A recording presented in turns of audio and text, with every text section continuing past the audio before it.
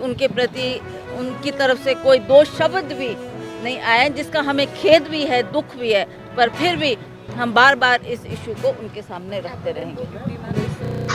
शिमला के 2 स्थानों में आई आपदा के जख्मों को कांग्रेस महासचिव प्रियंका गांधी ने आज देखा। आज वे सबसे पहले समरहिल की शिव बावड़ी में गई और फिर कृष्णा नगर प्रभावित क्षेत्र का दौरा किया।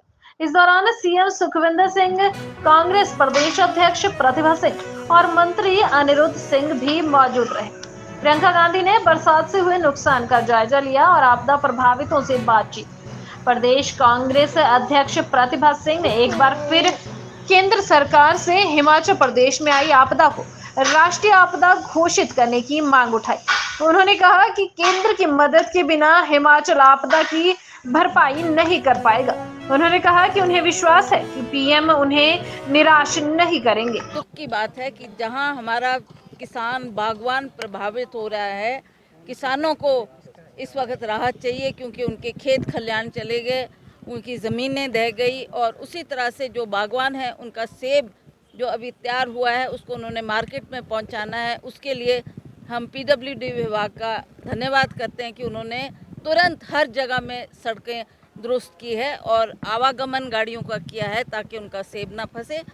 पर सेंट्रल गवर्नमेंट ने जो ये इंपोर्ट ड्यूटी के ऊपर एक निर्णय लिया है, वो दुखद घटना है कि आप हमारे बागवानों की चिंता नहीं कर रहे, आप अमेरिका के सेब की बात कर रहे हैं और उनको आप इस वक्त में आप उनकी इंपोर्ट ड्यूटी घटाने की आपने बात की है। तो इसलिए हमने ये इशू भी प्रियंका जी ने उठाया है और उन्होंने कहा है कि हम इस बात को अवश्य सेंट्रल गवर्नमेंट के सामने रखेंगे और अपनी बात कहकर मैं ये बात समाप्त करूँगी। वहाँ पर जितने भी परिवारजन हैं जिनके लोग चले गए उसमें उस हादसे में, उनसे भी मिली, उनको भी उन्होंने सांत्वना दी और उनसे भी उन्होंने धैर्य बांधने की बात की है कि हम आपकी इस दुख की घड़ी में आपके साथ खड़े हैं और जो सरकार की तरफ से मदद होगी उसको उसके लिए भी उन्होंने माननीय सुखविंदर सिंह सुक्खू जी को तुरंत आदेश दिए कि इसमें कोई कुताही नहीं होनी चाहिए, कोई देरी नहीं होनी चाहिए, प्रभावित परिवारों को जल्दी से जल्दी राहत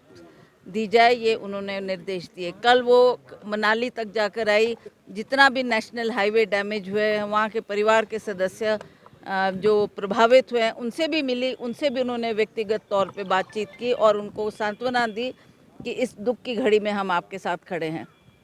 अंत में एक द्रंग क्षेत्र का एक दौरा था और वहाँ पर भी बहुत ज़्यादा नुकसान हुआ, वहाँ भी वो पहुँची और वहाँ भी उन्होंने उन परिवारों को संवेदना प्रकट की कि आपका घर बाहर चला गया, हम आपको दोबारा स्थापित करने के लिए जल्दी से जल्दी कदम उठा रहे हैं और उसमें सरकार भी काम कर रही है। सरकार के निर्देश के मुताबिक आपको तुरंत थोड़ी बहुत राशि दी गई है और जिनके घर चले गए हैं, जिनके घरों में दरारें आ गई है, उन परिवारों को भी उचित